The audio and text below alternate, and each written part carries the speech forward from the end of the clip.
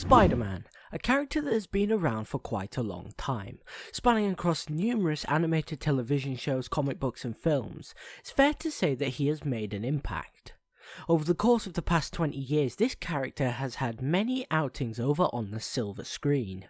With these movies, it has allowed the character to evolve and generate multiple franchises, with these being movies centered around our wall-crawling arachnid friend, or spin-off solo movies centered around his villains. Both with high levels of success, others not so much. Oh my goodness! Back in 2015, after the failure that was The Amazing Spider-Man 2, Sony decided to ditch their plans for the character and struck a deal with Marvel.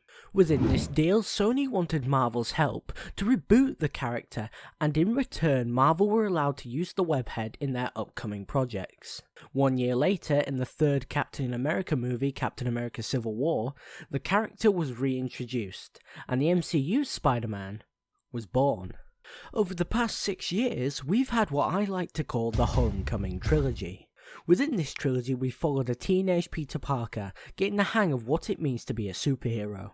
And in 2021, this trilogy came to an end in the box office shattering Spider-Man No Way Home.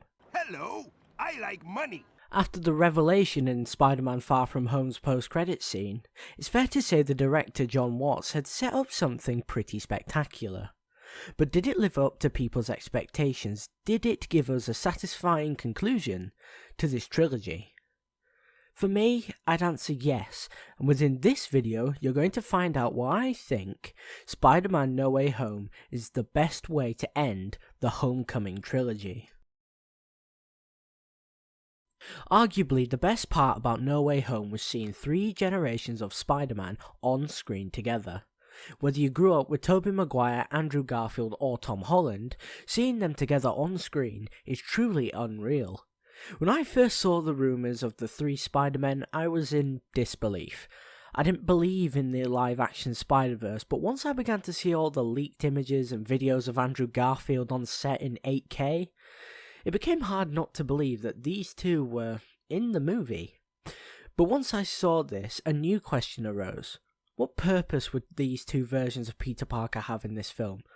Because I originally thought that these 2 would be used for fan service.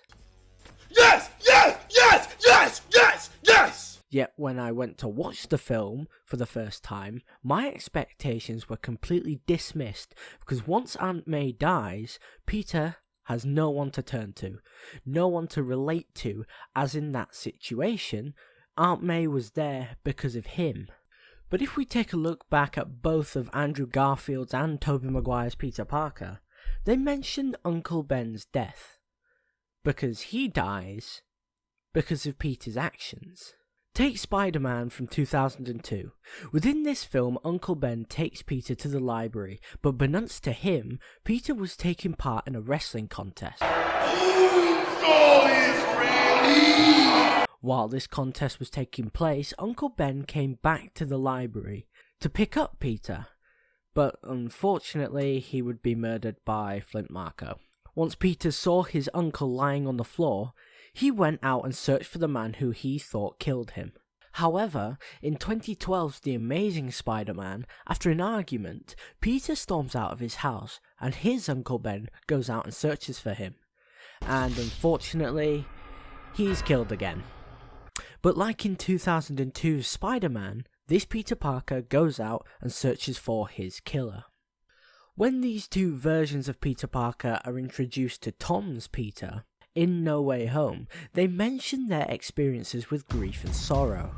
They mention key parts about the grief they suffer, but with Andrew's Peter, he mentions Gwen's death, as like Uncle Ben, she was there because of him.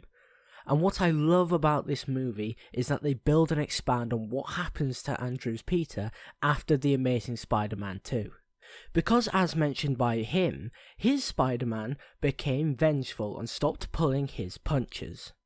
With these Peters now in the MCU, it was their job to put this Peter on the right path, because I feel if they were not there, this Peter could have gone in a very different direction, and done something which could have led him down the wrong path.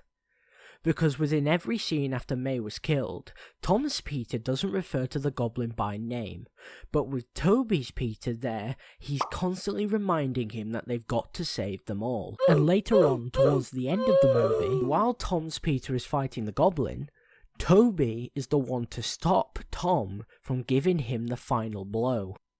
But there is one scene that is better than all of this. Andrew's Peter saving MJ.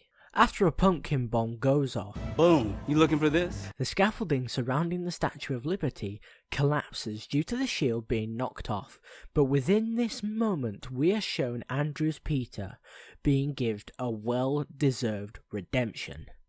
Within this small scene, we are shown more development for this version of Peter Parker. As from the moment Gwen died to now, we can see that he has been working on ways he could have saved her. So from when this happened, instead of giving MJ the Backcracker special, by shooting a web, he instead uses his feet and puts more momentum into his jump so that he could catch up with her. Once caught and on the ground, Andrew's Peter asks MJ if she's okay. This is because he could be in disbelief that he has saved her, but the important question is when she asks if he is okay. With this question, Peter nods. With this nod, I believe it gives him a sigh of relief, because he has actually saved someone with a method that I believe he has been working on for years. What I love about this movie is that it completes Peter's story. Or should I say it completes his origin story? Throughout this Homecoming Trilogy, you can see that he is still learning to become Spider-Man, and is learning what the life of a genuine hero actually is. You can argue that he became Spider-Man by the end of Homecoming, but then why is he still learning how to be a hero in Far From Home? Because for me, throughout these movies, Peter is just calling himself Spider-Man, but doesn't truly know what it's like living the life of a hero. He doesn't know what losses he has to endure, so that he can keep the ones he loves safe. But by the end of this movie, he does. With Aunt May's death, it allowed this Peter to gain a clean slate, and begin his path to becoming the Spider-Man that we know. Because just after her death, he says that he doesn't care about what happened to these villains. But that's completely wrong, because the traditional Spider-Man needs to care about what he's doing and about who he is saving.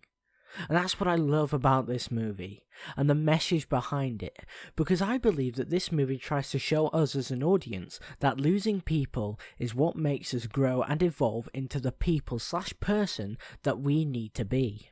But again, at the end of this movie, he's not reluctant into giving up the people that he loves, because he knows that he has to lose them so that he can save everyone else. But if you compare this to Avengers Endgame after the snap, Peter doesn't want to lose Tony, neither does he want to lose anyone in this film. But I believe that through past experiences, he now knows that this is the life of a hero, and this is what he has to do. This can be further explored through when Peter goes back to the coffee shop. Because when he walks into that coffee shop, he sees how happy his friends are without him. It shows him that if he tries to get involved with their lives again, he could possibly mess it up. Or worse, he could lose one of them like he did with May. Again, we can see this through when he sees the band-aid on MJ's forehead. What he originally came to tell her is completely forgotten because of the damage he knows that could happen. So when he puts that note back in his pocket, he isn't doing it as Peter Parker, he's doing it as Spider-Man. Throughout the Holland Spider-Man movies, for me, it never really felt like he had any responsibilities, because different people were just clearing up his messes. For example, in Homecoming, when he accidentally cuts the ferry in half, it isn't his responsibility to help out saving the rest of the people on the boat, because Iron Man comes along. And in Far From Home, it isn't his responsibility to save his friends, because Happy offers to go get them. But what I like about this movie is that throughout all of this, it is his responsibility to fix the mess that has been created, because it is his fault that these villains are in the MCU. After the scene that causes all hell to break loose, Peter accepts that it is his job to bring these people back to their universe. Hello, what do you want? What do you mean my script is wrong? It's never wrong. What do you mean he doesn't immediately take responsibility for his actions? Fine, I'll bloody change it. When the Goblin is first introduced into this movie, Strange takes Peter back to the Sanctum, with a mission of catching those multiverse men. Yes, in this scene Peter takes the responsibility for taking these people home, yet doesn't give himself the Spider-Man responsibility of trying to save them. Even when Otto tells Peter that he is off into the darkness to fight ghosts, it doesn't even cross his mind that he could have the possibility to save these characters rather than allow them into an early grave. But thanks to Aunt May, she ensures him that it is his responsibility to try and give these monsters a second chance. It's her words that encourages Peter to take the box from Strange and give one of the most cool looking CGI scenes I have ever seen in cinema.